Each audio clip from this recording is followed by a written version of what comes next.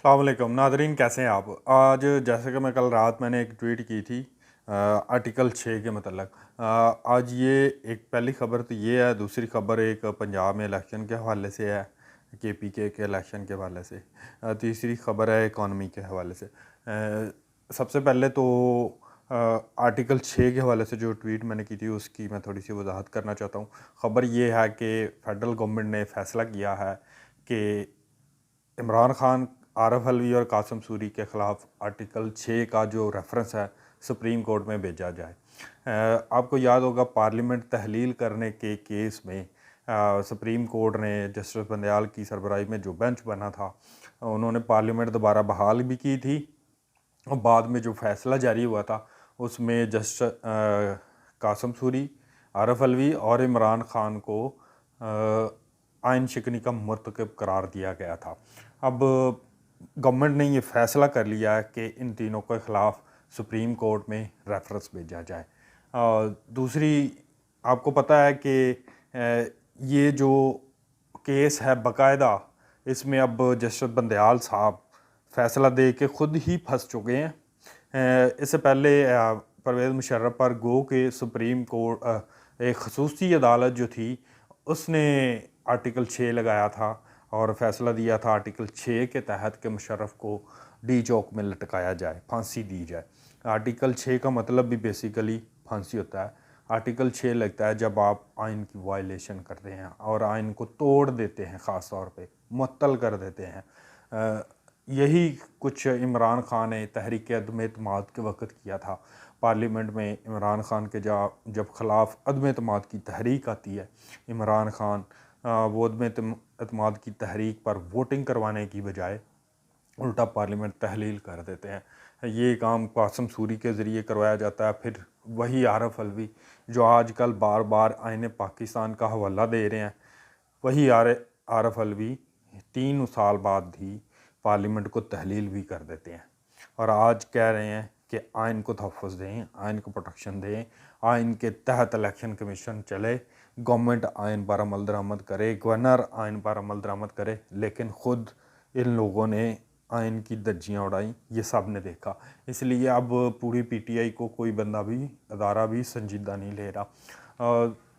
बड़ी ख़बर यही थी बेसिकली, क्योंकि बार बार PTI और पीपल्स पार्टी और PMLN के लोगों की जानिब से ये डिमांड की जा रही थी, स्पेशली JUI की तरफ से भी, कि इमरान खान आर्टिकल 6 का मर्तकब हो चुका है और इस पर आर्टिकल 6 लगाया जाए। अब जस्टिस बंदयाल अपने जाल में ख़ुद ही फंस चुके हैं। उन्होंने ही इमरान खान के ख़िलाफ़ ये फ़ैसला दिया था। इमरान खान को, आरफ अलवी को, कासम सूरी को आइन शिकनी का मर्तकब करार दिया था और अब वो ख़ुद ही फंस गए हैं। अब देखते हैं कि ये रेफरेंस आने के बाद वो किस तरह इससे फ़रार इख्तियार करते हैं। मेरी इतलात के मुताबिक अगले हफ्ते इमरान खान और आरफ अलवी, कासम सूरी के ख़िलाफ़ ये रेफरेंस सुप्रीम कोर्ट में दायर कर दिया जाएगा। और एक और चीज़, दूसरा रेफरेंस जो अभी पेंडिंग है वो तैयार हो चुका है। वो है फॉरेन फंडिंग का रेफरेंस है। जो आपको याद होगा इलेक्शन कमीशन ने एक फ़ैसला जो है वजारत दाखिला को भेजा था इमरान खान की फॉरेन फंडिंग का। उसमें इमरान खान के ख़िलाफ़ कार्रवाई का कहा गया था, PTI के ख़िलाफ़ भी कार्रवाई का कहा गया था। इस केस में भी रेफरेंस तैयार हो चुका है। वो अभी अगले मरहले में सुप्रीम कोर्ट में दाखिल होगा। जब मगर आ जाएगा, पहले ये वाला होगा इन 3 लोगों के ख़िलाफ़। दूसरा जो रेफरेंस होगा उसमें आपको पता है कि PTI इलेक्शन कमीशन जो मदर बॉडी है पॉलिटिकल पार्टीज़ की, जो रजिस्टर्ड करती है पार्टीज़ को, पॉलिटिकल पार्टी को, उसने एक PTI के नाम से जो पार्टी रजिस्टर्ड है इलेक्शन कमीशन में, उसको फॉरेन फंडिंग का मर्तकब करार दिया है और उसका जो चेयरमैन है उसको झूठा बयान अल्फी जमा कराने पर इल्ज़ाम दिया है कि ये बंदे ने हमारे साथ गलत बयानी की है।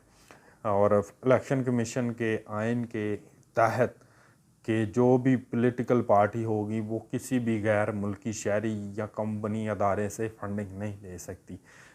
इस फॉरेन फंडिंग में इमरान खान बाकायदा फॉरेन फंडिंग लेने के मर्तकब करार पाए हैं और झूठा बयान एल्फी भी जमा कराया था, मेरे एक बैंक अकाउंट नहीं है, जबकि इमरान खान के बैंक अकाउंट थे स्टेट बैंक के रिकॉर्ड के मुताबिक।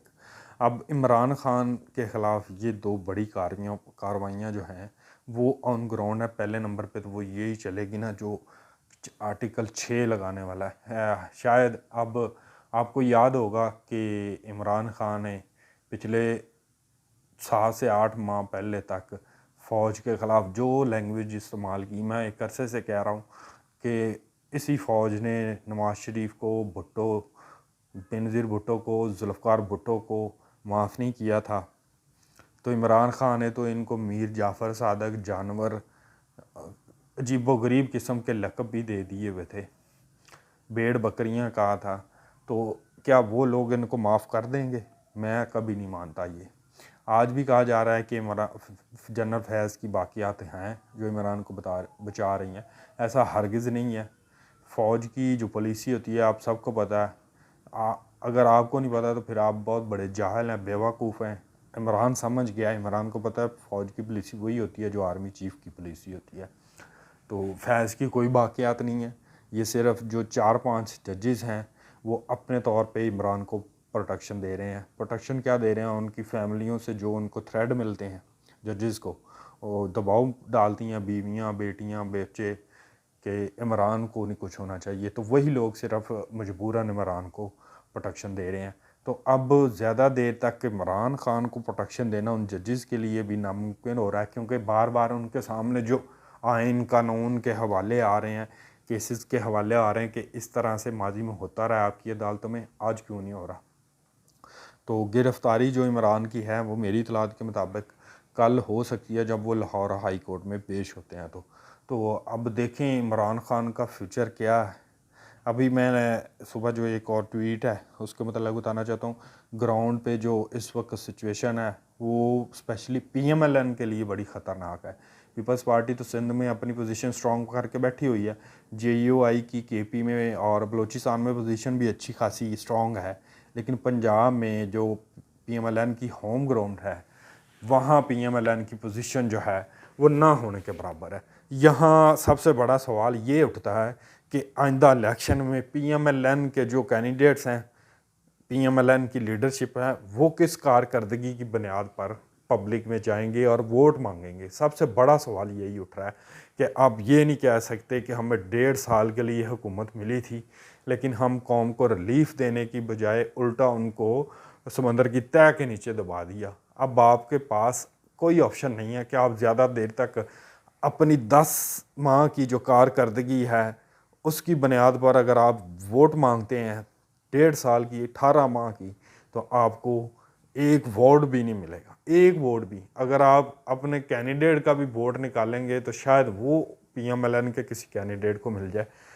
आप यकीन जाने कि ग्राउंड पर जो स्पेशली घरेलू ख़वातीन हैं वो इस लेवल तक PMLN के ख़िलाफ़ हो चुकी हैं जिसका PMLN की लीडरशिप को अंदाज़ा भी नहीं है। शायद इक़्तिदार में तो बैठे हैं ये लोग, और मज़े की बात ये है कि मरीम नवाज़ कह रही हैं कि मेरा हुकूमत से ताल्लुक़ नहीं है। मुस्लिम लीग नून के जो सदर हैं शहबाज शरीफ, वो इस वक्त वज़ीर आज़म है, और मरीम नवाज़ कह रही हैं कि मेरा हुकूमत से ताल्लुक़ नहीं है।